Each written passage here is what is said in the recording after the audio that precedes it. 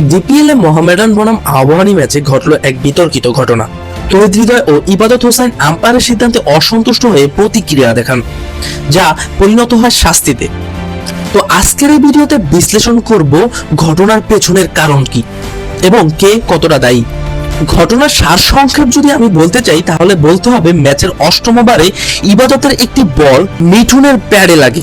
মোহামেডানের খেলোয়াড়রা এলবিডব্লিউর জন্য জোরালো আবেদন করেন, কিন্তু আম্পায়ার তানভীর আহমেদ তা নাকচ করে দেন। এতে অধিনায়ক তৌহিদ হৃদয় এবং আম্পায়ারের মধ্যে তর্ক জড়ান।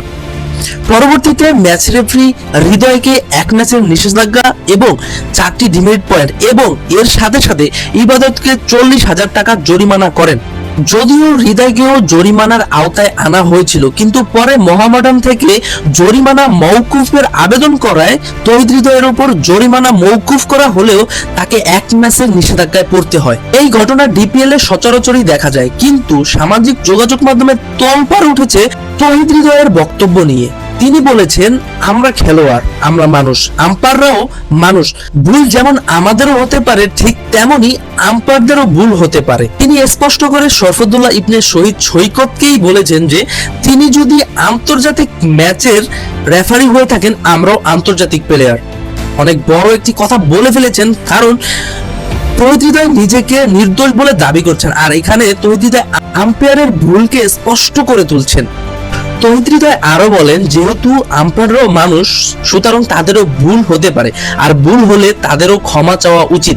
এই ঘটনার পরে প্রশ্ন উঠেছে, আম্পায়ারের সিদ্ধান্ত কি সঠিক ছিল? খেলোয়াড়দের প্রতিক্রিয়া কি অতিরিক্ত ছিল? হৃদয়ের মতো একজন অভিজ্ঞ খেলোয়াড়ের কাছ থেকে এমন আচরণ কি প্রত্যাশিত? আম্পায়ারিং এর মান নিয়ে বরাবরই প্রশ্ন উঠেছে, কিন্তু এর সমাধান কি?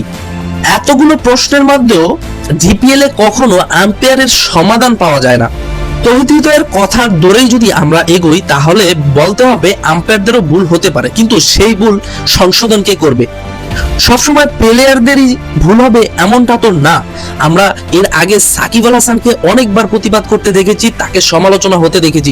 সবসময় কি প্লেয়াররা ভুল, নাকি আম্পায়ারদেরও ভুল থাকতে পারে?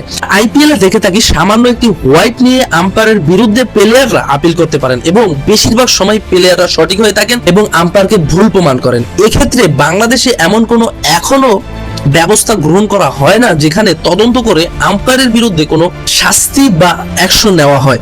সবসময় প্লেয়ারদের শাস্তি দেওয়া হয়, প্লেয়ারদেরকে জরিমানা করা হয়, কিন্তু আম্পায়ারের যোগ্যতা, আম্পায়ারের ক্যাপাবিলিটি নিয়েও অনেক সময় প্রশ্ন থেকেই যায়। তো আপনার মতামত কি? কমেন্টে জানাবেন।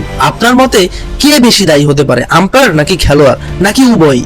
ভিডিওটি ভালো লাগলে লাইক দিন এবং চ্যানেলটি সাবস্ক্রাইব করুন।